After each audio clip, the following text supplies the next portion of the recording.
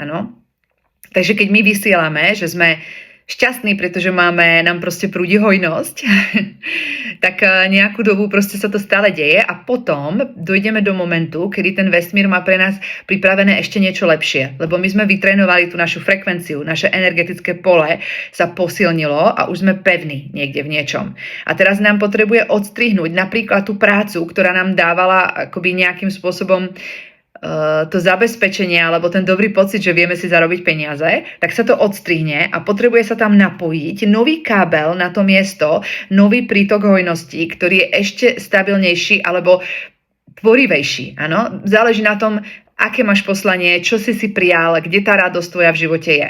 A ten moment, kedy sa to odstrihne a napojí sa tam ten nový kábel, to je to, kedy my si myslíme, že zažívame nejakú katastrofu a podľa mňa z tohoto plynie to presvedčenie, že sa bojíme tešiť z niečoho, pretože sa nám to pokazí.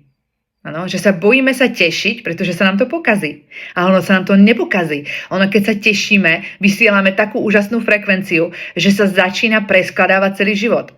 A to sa nám teda preskladá. Takže tie istoty, ktorých my sme sa možno ešte niekde držali, ktoré všetci máme nejaké istoty, tak vlastne začnú sa rozpadávať, aby mohli prísť, aby mohli byť nahradené niečím novým.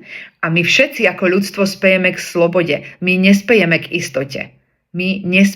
istote. Takže pokiaľ niekto má nejakú ilúziu ešte toho, že v budúcnu bude ako mať jasný domov a stáleho partnera a proste super prácu, kde každý deň sa môže vrátiť a tak, tieto istoty, to je totálne starý svet. My v tom novom svete sme úplne napojení na intuíciu a veci sa menia každý deň.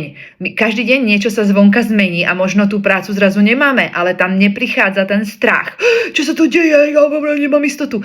Ale miesto toho prichádza, aha, som presmerovaný, tak vnímam, sledujem, kde ma ten vesmír posiela, čo mi teraz ukazuje. Aha, tak ja mám ísť tam.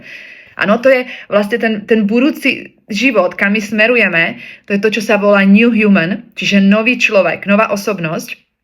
A niekto popisuje tu na tento stav ako prechod z Homo sapiens do Homo luminus. A mne sa to strašne páči, pretože to naše nové ja, ten Homo luminus, je schopný udržať v svojom tele viacej svetla a byť napojený na toho Boha, na to božstvo. A ten Boh, ktorý je všade okolo a hlavne v nás, vie, to je tá super inteligencia, ktorú my našim mozgom nemáme schopnosť obsiahnuť. A tá super inteligencia je napojená na všetky živé bytosti a presne vie, kto, kde, kedy má byť, aby tá synchronizácia celého sveta fungovala a aby my sme tvorili novú spoločnosť.